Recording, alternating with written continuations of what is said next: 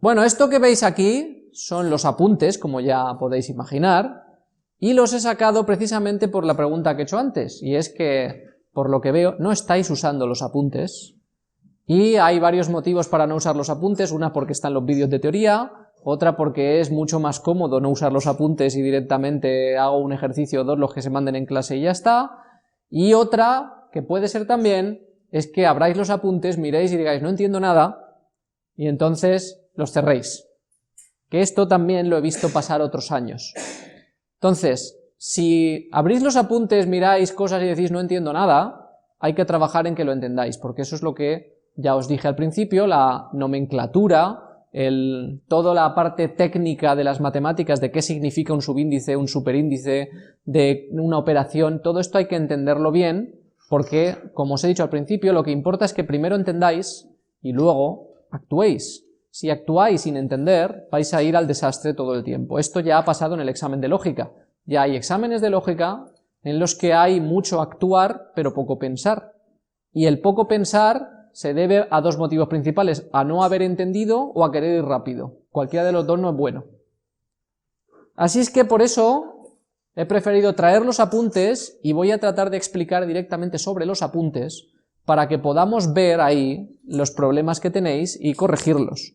Por ejemplo, en los apuntes sobre matrices, cuando empezamos la introducción, lo primero que nos encontramos es definición 2.1 y me voy a parar ahí. ¿Cuántos sabéis qué es una definición? Tímidamente uno dice, yo. ¿Qué es una definición?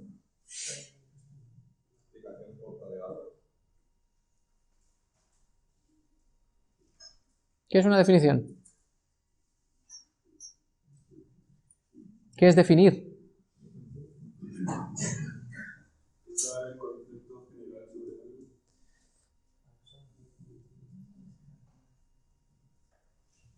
Definir es decir, a partir de ahora esto existe y es así porque lo digo yo.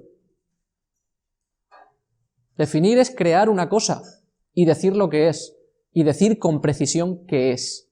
Pero técnicamente definir una cosa es crearla, es algo que no existe y lo creamos y por tanto yo digo esto es así. Y me lo puedo inventar. De hecho es más, el concepto de una matriz realmente es un concepto inventado. Lo que pasa es que todos estos conceptos inventados no son porque una persona está en su despacho y dice voy a inventarme algo, ¿qué tal si lo llamo matriz? No sucede así, sino que ocurre que hay determinadas cosas que uno quiere resolver y problemas que terminan dando lugar a, oye, si lo organizo así, esto es más conveniente.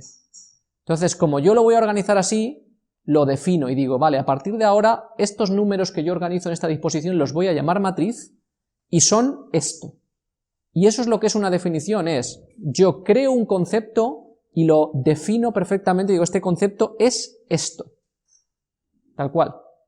Es un concepto creado, sin más. Por eso una definición no tiene demostración, porque no hay que demostrar una cosa que me he inventado, que he creado, solo hay que decir con precisión qué es lo que hace una definición, para que tengamos claro qué es, nada más. Así que una definición es, bueno, pues ¿qué es una matriz? Me invento una matriz, digo una matriz de tamaño m por n es un conjunto de m por n escalares. ¿Qué es un escalar? ¿Qué es un escalar? Un número arbitrario, cualquiera. Me vale el número pi, me vale e, me vale i. Que pertenece a los reales, eso es importante. Un escalar es un número cualquiera que pertenece a los reales. Es importante tenerlo en cuenta. No me vale un imaginario, por ejemplo, y no vale otra matriz. Por ejemplo, porque las matrices son otro conjunto. Dispuestos en m filas y n columnas. Así que yo lo que tengo es que una matriz no son más que un conjunto de números ordenados, así, tal como lo represento. Y a partir de ahí veis que os dice el elemento A y J. ¿Qué es A? ¿Un qué? Un escalar, eso es importante. Es uno en concreto y esta I y esta J, ¿qué son? La I y la J son subíndices que representan la posición dentro de la matriz. Y esto es importante que lo veáis también desde el punto de vista matemático. Vais a encontrar un montón de fórmulas que se refieren a los subíndices y que se refieren también al hecho de que vamos a hacer operaciones con muchos números, porque operaciones como una multiplicación cogen un montón de números por un montón de números y dan como resultado uno solo. Eso, para representarlo, tenemos que referirnos a todos esos números y las operaciones que hacemos. Esto en informática lo hacéis con bucles. Con bucles utilizáis un for con un i, un for con un j, y recorréis una matriz, o recorréis un vector, o recorréis un array, o recorréis lo que sea con un bucle. Aquí es igual, la i y la j tendríais que verlas como si fueran índices de un bucle, y cuando tenemos dos, estos son como dos índices anidados. Utilizo la i para recorrer las filas, la j para recorrer las columnas, de modo que la i va de aquí a m, y la j va de 1 a n. Y entonces yo podría imaginarme un for i igual a 1 hasta m, y un for j igual a 1 hasta n. Y eso es lo que os va a dar a entender este tipo de cosas. Aquí vemos la matriz A, son escalares, I y J desde 1 hasta m y desde 1 hasta n. ¿Vale? Eso hay que entenderlo, y parece una chorrada, pero cosas tan tontas como esa os hacen fallar. No os hace fallar lo más complicado, no os hace fallar que no os acordéis de un algoritmo que habéis practicado, os hace fallar eso, que no lo tenéis claro muchas veces. Bien, como veis, aquí dice simplemente A sub i j se simplifica porque estar escribiendo constantemente los tamaños de las matrices, aunque sería exacto y sería preciso, es un poco incómodo. Entonces normalmente no se hace, pero solo por eso. ¿Vale? Aquí veis los tamaños de las matrices, que es lo que hemos visto antes. Otra definición. Dos matrices son iguales. Esto significa que la igualdad entre matrices no es un concepto que existe sin más, sino que lo creo yo, se define. Yo digo qué es que dos matrices sean iguales, y es lo que pone ahí. Dos matrices son iguales, ¿y quién me traduce eso a un lenguaje normal?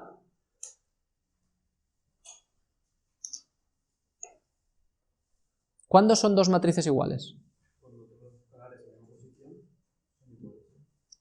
Cuando todos los escalares son iguales en sus mismas posiciones. Eso es lo que pone aquí.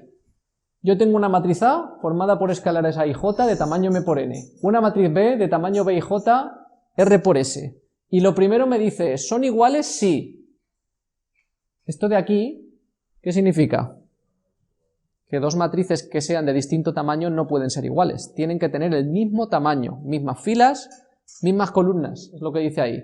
Y a continuación, cualquier escalar en la posición IJ tiene que ser igual al escalar en la posición IJ de la otra matriz. En la misma posición tiene que ser el mismo escalar para todos los I y los J. Da igual el I y J que yo coja de la matriz, la posición, si cojo una misma posición en las dos matrices, el escalar es el mismo. Y eso es el concepto intuitivo que tenemos nosotros de que dos sean iguales, pero lo definimos de forma precisa. Porque si no lo definimos de forma precisa, luego no vamos a poder hacer las cosas con rigor y precisión, y ya sabéis que cuando una cosa no se hace con rigor y precisión, pueden pasar cosas como que un montón de millones de dólares vayan a tomar por saco porque confundimos millas con kilómetros. Que esto pasa, ¿vale? El rigor y precisión son necesarios. Si no, se confunden millas por kilómetros y se manda una nave a Marte que pasa de largo, en lugar de ir a Marte, ¿vale? Bien. Este tipo de cosas son las que tenéis que ir viendo en los apuntes, y es más, lo que voy a querer que hagáis cuando leáis los apuntes es que intentéis entender todos los detalles, y si hay detalles en los apuntes que no entendéis, cosas que requieren explicación, os las apuntéis para venir a clase y preguntarlas, porque necesitáis entender esa precisión para poder manejarlo, ¿vale? Bien, matriz traspuesta. Definimos la matriz traspuesta como una matriz que coge otra matriz y cambia los elementos de orden, fila y columna. Es decir, aquí como lo veis lo que hace es, la matriz traspuesta, en lugar de ser los elementos A y J de la matriz original, son elementos A, J, I. Eso significa que yo cojo un elemento que está en la posición 1, 3, fila 1, columna 3, y en la matriz traspuesta lo pongo en la fila 3, columna 1, porque cambio los índices, simplemente. Y como cambio los índices, si la matriz originaria es de tamaño m por n, la matriz traspuesta es de tamaño n por m, porque le doy la vuelta, cambio las filas por columnas. ¿Vale? Eso es lo que es hacer la traspuesta, ahí tenéis algunos ejemplos. La cuadrada, como es intuitivo que lo vemos, es que las filas y las columnas son iguales. Aquí tenéis la definición de lo que ya hemos estado usando, lo que es una matriz triangular inferior y triangular superior. Lo tenéis claro, que tenemos ceros abajo, ceros arriba. Es importante que os fijéis en esto. Esto, si no lo pensáis, al principio lo que hacéis normalmente es pasarlo por alto. Me quedo con el concepto de aquí. Pero este detalle de aquí es lo que vais a necesitar cuando hagáis un programa en un ordenador. A un programa en un ordenador no le vais a poder decir, oye, mira a ver que los ceros estén en el triángulo de abajo. Tú no puedes hacerlo en un ordenador, ni le puedes decir al ordenador que mire la matriz. Esto lo hacemos nosotros visualmente. Por no decir que si la matriz tiene 600 millones de filas, tampoco la podemos mirar, ni siquiera nosotros. No es mirable, es demasiado grande. Entonces, es importante el concepto matemático de qué es triangular inferior, porque es lo que verdaderamente vamos a utilizar en un programa. ¿Qué es triangular inferior? Los elementos de la diagonal, su índice i y su índice j coinciden, están en la misma fila y columna, fila 1, columna 1, fila 2, columna 2. Cuando yo me salgo de la diagonal hacia acá, lo que estoy haciendo es incrementar la i. La j se queda igual, j es 1. La i pasa a ser 2, 3, 4. De modo que todos los elementos que están debajo tienen la i mayor a la j, que es lo que pone aquí. El triángulo inferior, la parte de aquí abajo, es la que tiene la i mayor que la j. Y el triángulo superior es el que tiene la i menor que la j. Mientras que la diagonal es i igual a j. Si yo hago esa definición que he hecho ahí arriba, cuando yo la miro normalmente, yo miro el dibujito y digo, ah, vale, ya sé lo que es, y paso por alto la definición de arriba. Si no la pensáis la de arriba, cuando vayáis a programar, no vais a saber programarlo. Pero en el ordenador la única forma que tenéis es, ¿este elemento está en la parte inferior o en la superior? Pues miro y comparo filas y columnas. Si es i mayor que j, estoy en el triángulo inferior. Si es j mayor que i, estoy en el triángulo superior. ¿Vale? Esas cosas es por las que estoy diciendo mucho tiempo, que me habéis oído decirlo, que las matemáticas y la informática son lo mismo. Y de hecho no solo son lo mismo, si no sabéis razonar a nivel matemático, como ya me habéis oído decir, la mayoría de los problemas importantes en ingeniería no los podéis resolver solo con programación. En particular, uno que os gusta a mucha gente y que vais a querer hacer, que es Machine Learning, solo se hace a nivel matemático. A nivel informático, tengo que decir, para nuestra desgracia como ingenieros, que contamos relativamente poco, cuenta mucho más el nivel matemático. Más definiciones. La matriz cuadrada A, en una matriz cuadrada A, los elementos A sub i se les llama diagonales, lo que ya sabíamos, los que tienen, y de hecho esto se pone así, A sub i, eso significa que yo a i le doy un valor y me vale para los dos subíndices. Si yo digo i igual a 1, a1, 1, si digo i igual a 3, a3, 3, así no tengo que decir a y j con i igual a j, ya pongo a i y ya está, solo puedo elegir un valor, no hay más. Definición 2.7, llamamos matriz fila a una matriz de tamaño 1 por n y columna a una matriz de tamaño m por 1, cosas que ya sabemos, pero que hace falta esas definiciones para tener la precisión. Bien, me paso eso y nos vamos a la suma de matrices. Todo esto lo estamos haciendo de forma intuitiva, pero conocer la precisión nos va a permitir hacer algoritmos mejores, porque igual que en lógica, lo que hacíamos por ejemplo en deducción natural es tengo un conjunto de reglas básicas y luego tengo reglas derivadas, pero claro, las reglas derivadas son reglas que no me las invento, sino que una vez ya tengo las básicas y ya he acordado que eso es lo que me sirve, las otras se deducen, y de ahí puedo deducir cientos, miles de reglas derivadas cada vez más complejas que me permitan hacer lo que hacen miles de reglas básicas. Una deducción entera con reglas básicas que a lo mejor requiere 1000 reglas básicas, 1000 pasos, una vez la tengo hecha, la puedo convertir en una regla derivada y hacer 1000 pasos en uno solo, porque ya he demostrado que eso funciona y ya lo hago una sola vez. Eso es lo que hacen los teoremas matemáticos, que es lo que vamos a ver ahora. Hago muchos pasos de deducción todos correctos, deduzco que todos están bien y entonces ya me quedo con que cuando se cumplen las condiciones sale el resultado. Y eso me sirve para automatizar procesos y para hacer las cosas más rápidas, porque en vez de hacer todos los cálculos, si yo sé que una cosa puedo pasar del principio al final, paso de golpe, que es de lo que se trata. Bien, cosas tan simples como la definición de la suma de matrices es una matriz A más una matriz B, es una matriz en la que cada elemento es matriz A, el elemento, el escalar de la matriz A en la posición IJ más el de la matriz B en la posición IJ. Eso significa además que las matrices solo se pueden sumar si son del mismo tamaño, porque si no esto de aquí no tiene sentido. Si yo tengo que sumar el elemento 1, 5 de una matriz que no tiene 5 columnas, el B 1, 5 no existirá, no podría hacer esa suma. Una vez hemos definido las matrices, las sumas, la opuesta es simplemente que tengo una matriz que al sumarla me va a dar ceros. Y como son escalares y estoy sumando escalares, es muy sencillo definirlo. La matriz opuesta son los escalares opuestos. De modo que cuando haga la suma, sumo 1 más su contrario y se anulan a 0. La matriz nula sale como consecuencia de esto en definición también, es la que tiene todos ceros, ya lo veis. Y una vez he definido todo eso, viene esto, que es la magia. Teoremas. Todo lo de arriba eran definiciones. Las definiciones es, yo me invento lo que es una suma de matrices, yo me invento lo que es que dos matrices sean iguales, yo me lo invento y lo defino precisamente para que quedemos todos en esto es tal cosa, y es así para todos. Una vez está definido, esto de aquí ya no me lo invento. Esto se deduce de lo que me he inventado. En lógica, las reglas básicas me las he inventado.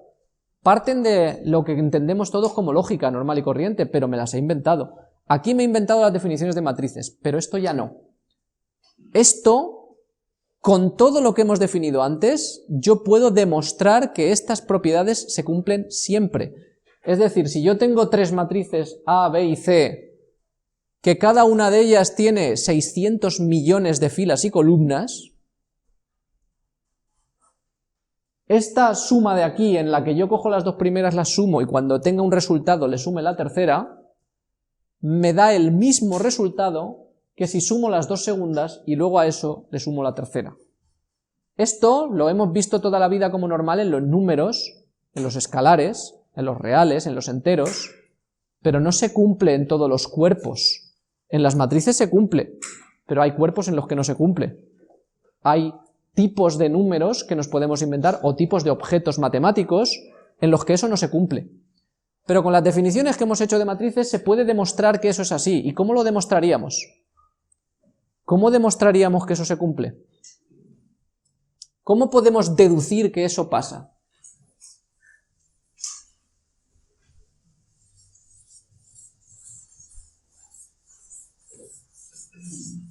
¿Cómo compruebo esa propiedad? O la de abajo, que es más fácil, la conmutativa, ¿cómo la compruebo? Si sumo una matriz A más B, me va a dar lo mismo que si sumo B más A. ¿Cómo lo compruebo? ¿Y si tienen 600 millones de incógnitas? ¿Cómo lo hago? Además, no me vale sumar dos matrices porque tengo que demostrar que eso va a suceder para cualquier matriz.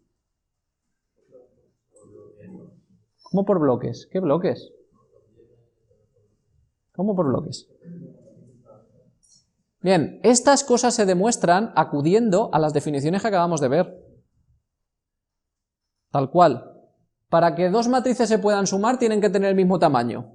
Así que yo asumo que las matrices A y B tienen el mismo tamaño. De hecho, arriba lo pone. A, B y C tienen el mismo tamaño. ¿Vale? ¿Cuánto da A más B? No, no da A, B. ¿Cuánto da A más B? X. ¿Cómo se define A? Lo hemos visto hace un momento, las definiciones. ¿Cómo se define A? A por I, no. Es una matriz de elementos escalares A sub IJ. ¿Sí? B es una matriz de elementos escalares B sub ij. Y estos son números. Yo con números reales ya sé operar, ¿no? A más B, ¿cómo se define?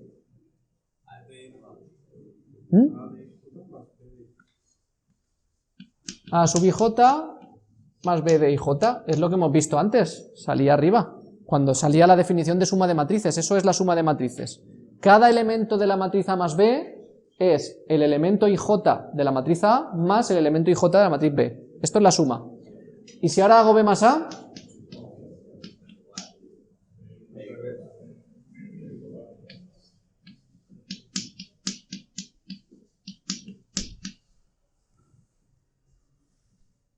y ahora, como yo sé que los números reales tienen propiedad conmutativa, esto de aquí yo puedo decir que es igual a A sub ij más B sub ij, porque los reales, la suma es conmutativa, por tanto, esto y esto es lo mismo. Y esto de aquí abajo es A más B. Y por tanto ya he llegado que A más B es igual a B más A. Y lo acabo de demostrar, pero es tan sencillo como poner la definición. Esas definiciones que normalmente pasáis por alto cuando estáis estudiando, son simplemente esto. Yo ya sé lo que es una matriz y sé definirlo matemáticamente. Son escalares y j. B son escalares y j. Entonces, ¿cuánto es A más B? Pues hago la suma. Ya está. ¿Cuánto es B más A? Hago la suma. ¿Cómo lo hacemos para los demás? Para los demás hacemos exactamente lo mismo. Si yo quiero demostrar las demás propiedades, hago lo mismo. Es más, quiero que lo hagáis. No ahora, porque ya no tenemos tiempo. Pero para casa, coged esas 4 propiedades y haced esto. Probad a hacerlo. A partir de la semana que viene vamos a seguir viendo los apuntes y quiero que hagáis lo que hemos dicho. Si os ponéis a verlos y hay cosas que no entendéis, lo que vais a hacer es apuntarlas y preguntar lo que no se entiende, ¿de acuerdo?